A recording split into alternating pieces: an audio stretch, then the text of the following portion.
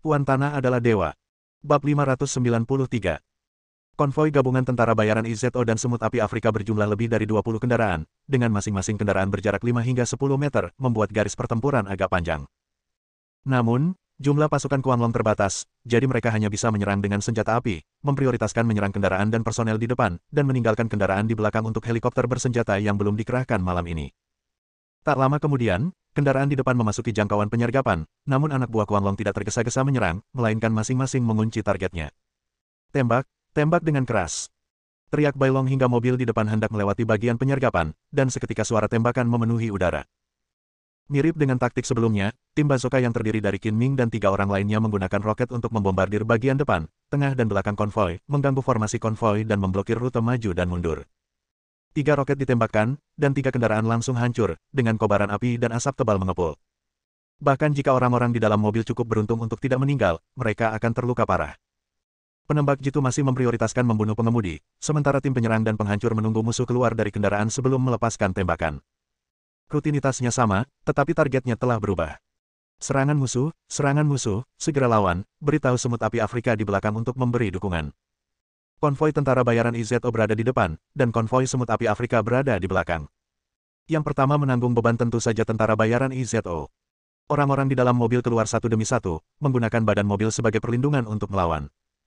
Tim penyerang dan penjinak bom sudah menanti momen ini dan langsung mulai menembaki dengan panik, melemparkan granat satu persatu bak apel gratis. Ledakan, dentuman, dadada, aduh. Suara ledakan, tembakan, dan teriakan terdengar di mana-mana, bercampur menjadi simfoni yang tersusun di tengah hujan peluru. Suasana menjadi kacau dan pertempuran berlangsung sengit. Pukul keras. Chanlang memegang senapan mesin Gatling, dan peluru padat berhamburan seperti hujan lebat. Peluru logam berdenting dan jatuh ke samping seperti kacang goreng. Senjata Gatling dengan daya tembak yang dahsyat ini bagaikan binatang buas yang benar-benar gila. Pelurunya yang saling terkait seperti ular api, meninggalkan lubang dimanapun yang dilewatinya, dan jika mengenai seseorang, darah dan daging pasti akan beterbangan kemana-mana. Kerjasama antara Semut Api Afrika dan tentara bayaran perusahaan IZO merupakan situasi yang menguntungkan bagi semua pihak. Jika tentara bayaran IZO benar-benar musnah, nasib Semut Api Afrika tidak akan jauh lebih baik. Semua orang keluar dari mobil dan segera berikan dukungan. Penembak jitu harus segera menjatuhkan personel musuh yang bersenjata lengkap, dan yang lainnya harus memberikan perlindungan dengan tembakan. Kapten dari African Fire and Mercenaries bernama Babulu. Ia segera memberi perintah dan memimpin anak buahnya untuk ikut bertempur. Bailong telah memberitahu helikopter bersenjata untuk selalu bersiaga. Saat pertempuran dimulai, helikopter bersenjata yang bersembunyi di pegunungan dan hutan terdekat dengan cepat lepas landas, berputar-putar, dan terbang di atas lokasi penyergapan semenit kemudian. Mereka pergi ke bagian belakang konvoi dan mulai menembaki secara membabi buta personel dan kendaraan Semut Api Afrika di tanah dengan senapan mesin yang tergantung di bawah helikopter bersenjata. Pada saat yang sama, pintu kabin terbuka, dan penembak di pesawat, yang memegang senapan mesin Gatling, mulai menembaki dengan liar. Peluru-peluru padat itu berhamburan seperti hujan badai, menghancurkan semua yang ada di jalurnya dan tak terhentikan. Orang-orang di bawah diperlakukan sebagai target hidup. Helikopter bersenjata itu memiliki daya tembak yang dahsyat dan melancarkan serangan udara, membuat mereka semakin sulit dihadapi daripada kompi yang diperlengkapi dengan baik. Tentara bayaran Semut Api Afrika kewalahan dan jumlah korban terus bertambah. Pasukan bersenjata, penembak jitu, cari cara untuk menembak jatuh helikopter. Babulu sangat marah ketika melihat anak buahnya dipukuli hingga jatuh ke tanah, lalu berteriak sekeras-kerasnya. Semut Api Afrika diserang dan memilih untuk menyelamatkan diri terlebih dahulu. Mereka tidak punya waktu untuk mendukung tentara bayaran IZO. Ketiga penembak jitu mengarahkan senjata mereka dan menembaki helikopter bersenjata. Selain itu, 2 tentara bayaran menyiapkan peluncur roket dan menembakkan roket ke helikopter bersenjata. Pilot helikopter bersenjata tersebut adalah seorang pilot pesawat tempur profesional yang sudah pensiun dan memiliki banyak pengalaman tempur. Ia mempertahankan ketinggian penerbangan sekitar 150 meter, yang memberinya cukup waktu reaksi untuk menghindari serangan roket. Helikopter terbang bola-balik, jadi tidak mudah bagi penembak jitu untuk membunuh anggota kru secara akurat. Terlebih lagi, helikopter bersenjata itu bukan hiasan dan tidak akan menunggu untuk diserang.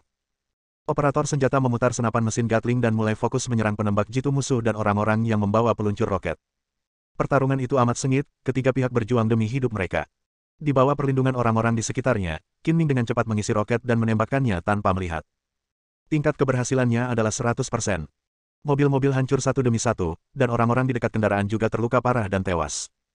Jumlah roket yang ditembakkannya sendiri lebih banyak daripada gabungan 2 penembak lainnya. Dalam beberapa menit saja, semua kendaraan milik tentara bayaran IZO hancur, asap tebal mengepul, suku cadang mobil berserakan di tanah, mayat-mayat berlumuran darah berserakan di mana-mana, dan udara dipenuhi bau asap dan darah. Pemandangan itu sangat tragis dan kacau. Para tentara bayaran semut api Afrika di belakang tidak jauh lebih baik. Sebuah helikopter bersenjata dan senapan mesin Gatling dengan daya tembak yang eksplosif membuat mereka bersemangat. Bergeraklah berkelompok dan serang semut api Afrika. Jika mereka berani datang dan mencari kematian, mereka semua akan dibasmi. Hanya ada beberapa tentara bayaran IZO yang tersisa. Bai Long memberi perintah dan mulai fokus menyerang semut api Afrika. Kuang Long meninggalkan beberapa orang untuk menangani akibatnya, dan sisanya bergerak ke belakang. Qin Ming bahkan lebih berani, membawa peluncur roket dan membunuh orang-orang di segala arah. Dengan penambahan personel darat Crazy Dragon dan dukungan helikopter bersenjata di langit, tentara bayaran semut api Afrika tidak dapat lagi menahan serangan dari kedua belah pihak. Situasinya sangat tidak menguntungkan bagi kita. Mundur, cepat mundur. Babulu tidak lagi bersikeras mempertaruhkan nyawanya, dan melarikan diri menuruni lereng bukit di sisi jalan bersama orang-orang yang tersisa. Kalau tidak, dia akan berakhir seperti tentara bayaran IZO, terbunuh tanpa jejak sedikitpun. Karena mereka tidak menyangka akan banyak orang yang kembali, dan tidak ada ranjau di lereng bukit tempat semut api Afrika berada, orang-orang ini dapat melarikan diri tanpa halangan. Kejar, jangan biarkan satupun dari mereka pergi. Bai Long juga menjadi pembunuh dan memimpin tentara bayaran naga gila untuk mengejar mereka. Musuh melarikan diri ke hutan di lereng bukit. Dengan pasukan mereka sendiri di dekatnya, helikopter bersenjata itu tidak berani melepaskan tembakan dengan mudah karena takut melukai orang-orang mereka sendiri. Helikopter itu dengan cepat terbang ke bawah lereng bukit untuk mencegat mereka. Memang mudah untuk memikirkannya, tetapi tidak semudah itu untuk meninggalkannya. Disinilah kau akan mati. Qin Ming telah menyadari Babulu yang sedang memberi perintah. Dia menghindar beberapa kali, memanjat pohon besar dengan gesit, dan membidik Babulu dari posisi yang tinggi. Roket itu lewat, meninggalkan ekor yang berasap, dan langsung menuju lokasi Babulu. Melihat roket terbang ke arahnya, Babulu membuat keputusan cepat dan melompat keluar dengan putus asa. Boom! Roket menghantam Babulu tepat di tempatnya tadi, dengan kerikil dan debu beterbangan di mana-mana. Jika dia setengah detik lebih lambat, dia akan hancur berkeping-keping. Meski tidak terkena ledakan secara langsung, sisa ledakan tetap membuat Babulu tersungkur ke tanah. Keruntuhan jatuh dan menimpanya lagi. Telinganya berdengung karena gema ledakan. Ia pusing akibat benturan dan sempat kesulitan untuk bangun beberapa saat. Beberapa orang di sekitar Babulu juga mengalami nasib sial. Ada yang beruntung namun terhempas, ada pula yang kurang beruntung namun meninggal di tempat. Qin Ming sama sekali tidak peduli dengan hentakan peluncur roket. Tubuhnya dapat menahannya sepenuhnya. Dia mengisi roket dengan terampil dan menembak lagi. Itu tidak berbeda dengan semburan api. Boom! Sebelum Babulu sempat berdiri, roket kedua tiba. Kali ini ia tak sempat menghindar. Roket itu meledak di punggungnya, dan tubuhnya hancur berkeping-keping. Daging dan darah beterbangan di mana-mana, dan ia pun tak memiliki tubuh yang utuh. Setelah kematian Babulu, para tentara bayaran semut api Afrika yang tersisa kehilangan tulang punggung dan melarikan diri ke segala arah seperti lalat tanpa kepala. Namun dengan pengejar di belakang mereka dan helikopter bersenjata mencegat mereka di depan, mereka tidak punya cara untuk melarikan diri. Kuang Long mengejar musuh dengan kemenangan dan dalam waktu kurang dari 10 menit, ia hampir memusnahkan semua tentara bayaran semut api Afrika yang mencoba melarikan diri. Begitu saja, pertempuran sengit antara musuh besar dan musuh kecil berakhir dengan kemenangan besar Kuang Long. Pada saat ini, cahaya pagi mulai terbit, memancarkan cahaya keemasan, seolah-olah menyelimuti setiap tentara bayaran Mad Dragon dengan lapisan baju zirah kemenangan, tetapi musuh yang menyerang malam ini tidak akan pernah dapat melihat pemandangan indah matahari terbit. Berdiri di medan pertempuran yang dipenuhi asap, senyum kemenangan muncul di wajah setiap anggota Crazy Dragon yang berpartisipasi dalam pertempuran.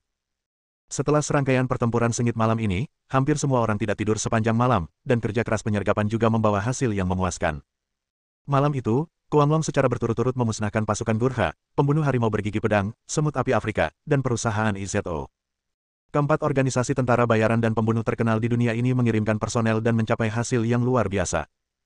Dan berkat penyergapan yang tepat, koordinasi yang baik, dan taktik yang efektif dari Kuang Long, selain 6 atau 7 orang yang terluka, tidak ada seorang pun yang terbunuh. Dapat dikatakan bahwa hasil terbesar dicapai dengan harga terkecil. Bai Long menghela napas lega. Pertempuran terus-menerus malam ini adalah pasukan musuh terbesar yang pernah dihadapinya sejak ia bergabung dengan Kuang Long. Untungnya, ia meraih kemenangan besar dan tidak ada satupun saudaranya yang tewas. Ini adalah hasil terbaik. Lei Long, kau pimpin tim kecil untuk membersihkan medan perang. Ken Lang, kau pimpin yang lain kembali ke kamp, kemasi barang-barang mereka, dan berkumpul dalam waktu setengah jam untuk mulai mundur. Setelah menarik napas, Bai Long mengeluarkan perintah baru. Setelah akhirnya meraih kemenangan besar, seluruh anggota tim naga gila pun bersemangat dan mengikuti sang kapten untuk bersiap mundur.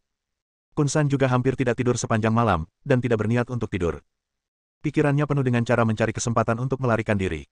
Dia berdoa agar berbagai kekuatan yang datang dapat mengalahkan Kuanglong, atau lebih baik membunuh mereka semua sehingga dia dapat melarikan diri. Sayangnya, yang terjadi adalah sebaliknya. Kita menang. Kita meraih kemenangan besar lainnya. Kita berhasil membasmi semut api Afrika dan tentara bayaran IZO. Organisasi pembunuh bayaran macam apa yang berani melawan kita, Kuanglong? Mereka hanya mencari kematian dan pantas untuk dimusnahkan. Sungguh melegakan. Sayang sekali kami terluka dan tidak dapat ikut bertempur. Kami kehilangan pertunjukan yang luar biasa itu. Kalau tidak, itu sudah cukup untuk kami banggakan seumur hidup. Setelah pertempuran, dua prajurit yang terluka yang bertugas menjaga Kun San segera mendapat berita dan berteriak kegirangan. Mendengar ini, Kun San tahu bahwa harapannya untuk melarikan diri telah hancur lagi. Wajahnya menjadi seburuk mungkin, seolah-olah dia telah memakan anak yang sudah mati, dan dia mengutuk dalam hati. Sialan, orang-orang Kuanglong benar-benar beruntung. Mereka dikepung dan ditekan oleh dua organisasi tentara bayaran, tetapi mereka tetap meraih kemenangan besar. Aku sangat marah. Bab 594. Setelah pertempuran sengit semalam, Kuanglong berhasil memusnahkan 4 kelompok musuh yang menyerbu satu persatu. Namun, tidak ada tembok yang tidak bisa ditembus. Jika keempat tim ini kehilangan kontak, berita itu pasti akan bocor dan membuat pasukan lain waspada. Dengan begitu, tidak akan mudah untuk melakukan penyergapan, jadi Bailong memilih untuk segera mundur. Setelah mengemasi barang-barang mereka, para tentara bayaran Crazy Dragon terbagi menjadi beberapa kelompok dan meninggalkan Myanmar. Helikopter bersenjata juga mencoba mengangkut barang-barang tersebut kembali ke Pulau Crazy Dragon. Setelah semua orang pergi, hanya Qin Ming, Bailong, dua tentara bayaran Mad Dragon, dan Kun San yang tersisa. Kami telah melakukan tugas kami, dan kau tidak lagi berguna bagiku. Jika kau memiliki kata-kata terakhir, tolong sampaikan dengan cepat dan bersiaplah untuk pergi ke neraka. Qin Ming mengeluarkan pistol, mengarahkannya ke alis Kun San, dan berkata dengan nada bercanda. Jangan bunuh aku. Kun San begitu takut hingga wajahnya menjadi pucat dan butiran-butiran keringat membasahi dahinya. Biarkan aku hidup. Aku akan setuju dengan syarat apapun. Uang, kecantikan, obat-obatan, apapun yang kau inginkan, akan kuberikan padamu. Asal jangan bunuh aku. Bos, kamu dibuat takut olehnya. Bailong berkata, kami berhasil memusnahkan 3 tentara bayaran yang bermusuhan kali ini, dan Kun San juga berkontribusi banyak. Mengingat jasanya, tolong ampuni nyawanya. Seseorang memujinya, jadi Kun San segera memanfaatkan situasi tersebut dan berkata, Tuan ini benar. Saya telah melakukan pelayanan yang baik dan bekerja sama tanpa lelah selama proses ini. Saya tidak bersalah atas kejahatan tersebut dan saya mohon Anda untuk menunjukkan belas kasihan dan mengampuni nyawa saya. Baiklah, karena saudaraku berbicara atas namamu, aku bisa mempertimbangkan untuk melepaskanmu. Qin Ming menyingkirkan pistol itu, memainkannya di tangannya, dan berkata, tapi aku tidak rela melepaskanmu begitu saja. Menurutmu apa yang harus kita lakukan? Kun San hanya ingin bertahan hidup. Akhirnya, ia melihat harapan untuk bertahan hidup dan berkata dengan tidak sabar, aku bisa memberimu semua yang kau inginkan, kekayaan seumur hidup, dolar, emas, dan berlian dalam jumlah yang sangat besar. Jangan gunakan kata-kata kosong itu. Betapapun hebatnya kata-katamu, tidak ada gunanya jika kamu tidak memilikinya. Qin Ming melotot dan berkata, aku ingat kamu sepertinya mengatakan bahwa ada beberapa kotak penyimpanan aman di Bank Swiss, kan? Benar sekali, totalnya ada 10, dan itu berisi sebagian besar tabunganku seumur hidup. Aku berikan semuanya padamu. Sebagai gembong narkoba besar di Myanmar, Kun San telah melihat banyak sekali uang dalam hidupnya. Di matanya, uang hanyalah serangkaian angka. Tidak ada yang lebih penting daripada hidup. Jika menyerahkan uang dapat menyelamatkan hidup, dia tidak akan pernah pelit. Kata-kata saja tidak cukup. Serahkan dulu kata sandinya ke brankas. Sayang sekali jika tidak bisa menghasilkan uang untuk bandar narkoba besar yang telah merugikan banyak orang. Akan sia-sia jika dia melakukannya. Qin Ming hanya akan merampok orang kaya untuk membantu orang miskin dan menyingkirkan momok bagi rakyat. Saya sudah menyiapkan sidik jari, pemindaian pupil, dan kata sandi suara. Kalau Anda ingin mengambil barang berharga di dalam, saya harus datang sendiri. Setelah mendengar apa yang dikatakan Kun San, Qin Ming dan Bailong saling memandang dan bertukar pendapat melalui mata mereka. Jika saya membawa Kun San ke Swiss untuk menarik uang, saya pasti tidak bisa naik pesawat biasa dan hanya bisa menyelinap lewat kapal. Perjalanan akan memakan waktu beberapa hari, dan saya harus waspada terhadap Kun San yang melarikan diri di tengah jalan atau seseorang yang datang untuk menyelamatkannya.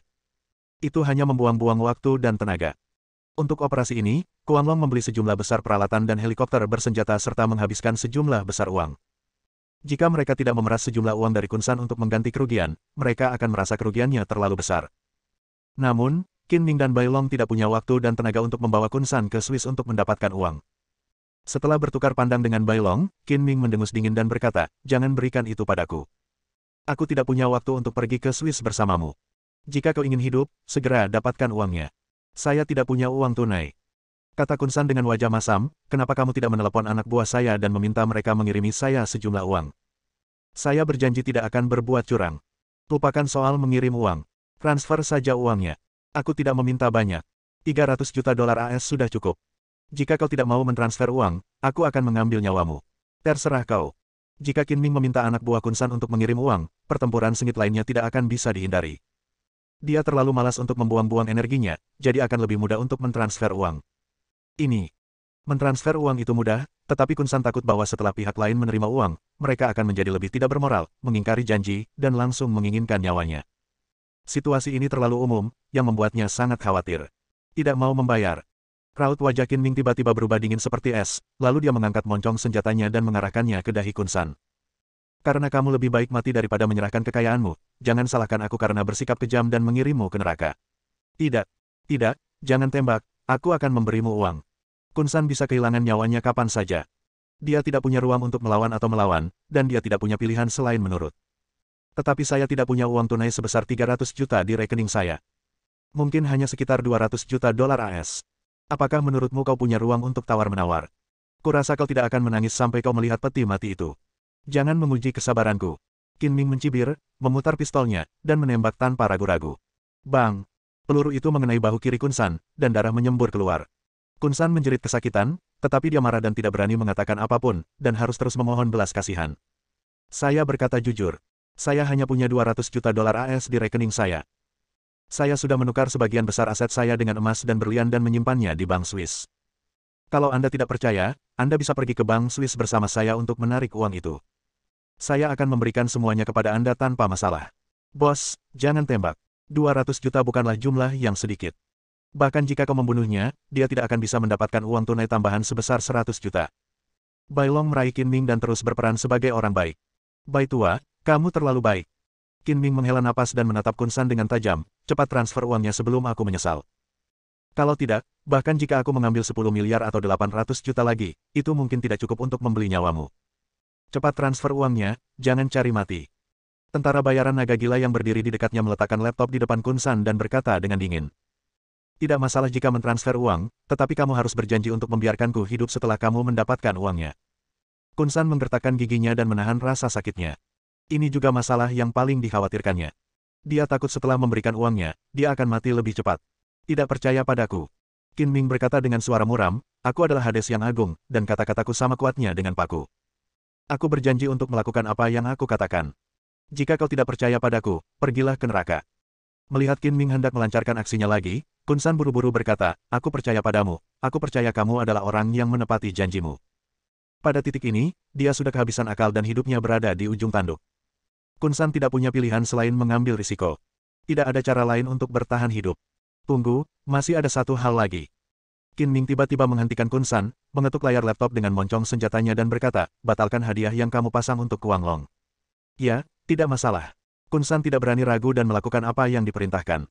Masalah ini tidak penting dibandingkan dengan mentransfer 200 juta dolar AS. Tidak lama kemudian, Kun San membatalkan hadiah untuk Kuang Long dan mentransfer 200 juta dolar AS ke rekening yang diberikan oleh Bai Long. Ada seseorang yang mengawasinya sepanjang waktu, jadi dia tidak berani melakukan trik apapun. Setelah menerima pemberitahuan pembayaran, Qin Ming mengubah kemarahannya menjadi senyuman dan menepuk bahu kiri Kun San yang terluka. Mengapa harus menderita begitu banyak penderitaan jika Anda mentransfer uang lebih awal? Saya serius dengan apa yang saya katakan. Anda bisa pergi sekarang. Terima kasih. Kun San tidak percaya bahwa pihak lain benar-benar melepaskannya, tetapi tanpa ragu-ragu, dia berdiri dan bergegas keluar dari tenda bahkan tanpa sempat melepaskan tali yang terikat di tubuhnya. Melihat Kun San bergegas keluar dari tenda, wajah Bai Long tiba-tiba menjadi dingin. Dia segera mengeluarkan pistolnya dan menarik pelatuknya. Bang! Peluru itu mengenai punggung Kun San. Kun San terdiam, tampak malu. Dia menoleh perlahan dan berkata dengan marah, Kau tidak menepati janjimu. Qin Ming mengangkat bahu dan berkata dengan serius, lihat baik-baik, aku tidak menembakmu. Jika aku bilang aku akan membiarkanmu pergi, aku berjanji tidak akan membunuhmu sendiri. Bai Long meniup moncong senjatanya yang berasap dan berkata dengan dingin, aku yang melepaskan tembakan, tapi aku tidak berjanji akan membiarkanmu pergi. Kalian dipermalukan seperti badut. Kun San sangat marah hingga jantungnya berdarah. Luka di jantungnya terus mengalir keluar. Dia perlahan jatuh dan meninggal dengan mata terbuka. Sejak awal, Qin Ming dan Bai Long tidak berniat membiarkan Kun San pergi, jika tidak, membiarkan harimau itu kembali ke pegunungan akan menyebabkan masalah yang tidak ada habisnya, jadi Kun San ditakdirkan untuk mati. Salah satu tentara bayaran naga gila bergegas maju, mengeluarkan ponsel piksel tinggi, dan mengambil beberapa foto tubuh Kun San. Tentara bayaran naga gila yang lain mengemasi buku catatannya dan barang-barang lain yang perlu dibawa dari tenda dan bersiap untuk mundur. Bos, sudah waktunya kita mundur. Kembalilah ke Pulau Naga Gila bersamaku, kata Bai Long. Qin Ming menggelengkan kepalanya. Kalian kembali saja. Aku harus kembali ke kota Donghai. Meskipun operasi kita kali ini benar-benar sukses dan kita berhasil membunuh 4 kelompok tentara bayaran dan pembunuh bayaran, yang cukup untuk memberikan efek jera, tetap saja akan ada orang-orang nekat yang mengambil risiko. Terlalu berbahaya bagimu untuk kembali sendirian, bos. Lebih baik kau kembali ke Pulau Naga Gila bersama kami demi keselamatan. Bai Long menasihati. Aku tahu, tapi aku sudah punya hidupku sendiri. Bukan gayaku untuk berlindung di Pulau Naga Gila. Qin Ming tersenyum dan menepuk bahu Bai Long. Jangan khawatirkan aku. Aku tahu apa yang kulakukan. Orang yang bisa membunuhku belum lahir. Melihat Qin Ming sudah mengambil keputusan, Bai Long berhenti berusaha membujuknya dan malah menepuk bahu Qin Ming. Baiklah, kamu harus berhati-hati saat sendirian di kota Donghai. Ingatlah untuk menghubungi kami jika terjadi sesuatu. Selama kamu meneleponku, aku akan segera membawa orang untuk mendukung kita. Saudaraku yang baik, kata-katamu sudah cukup, kata Qin Ming penuh emosi. Tepat setelah anak buah Kuang Long mengevakuasi Myanmar melalui jalur penyelundupan, serangkaian foto dikirim ke platform bawah tanah tempat para pembunuh dan tentara bayaran menjalankan misi. Foto-foto tersebut memperlihatkan adegan pembunuhan anak buah Kun San, tentara bayaran Gurkha Nepal, pembunuh harimau bertaring tajam, tentara bayaran IZO Israel, dan tentara bayaran Semut Api Afrika. Foto terakhir adalah foto kematian Kun San. Selain foto-foto ini, tidak ada deskripsi teks apapun, hanya 2 kata, Kuang Long, dan terjemahan bahasa Inggris, Snapdragon, tetapi foto-foto berdarah ini lebih mengejutkan daripada deskripsi teks apapun. Tidak diragukan lagi bahwa para tentara bayaran dan pembunuh ini semuanya dibunuh oleh Kuang Long. Kuang Long juga menggunakan ini untuk memperingatkan pasukan bawah tanah di seluruh dunia bahwa Kuang Long tidak dapat diganggu-gugat. Setiap kekuatan yang berani menyakiti Kuang Long harus siap membayar harga kematian. Bersambung.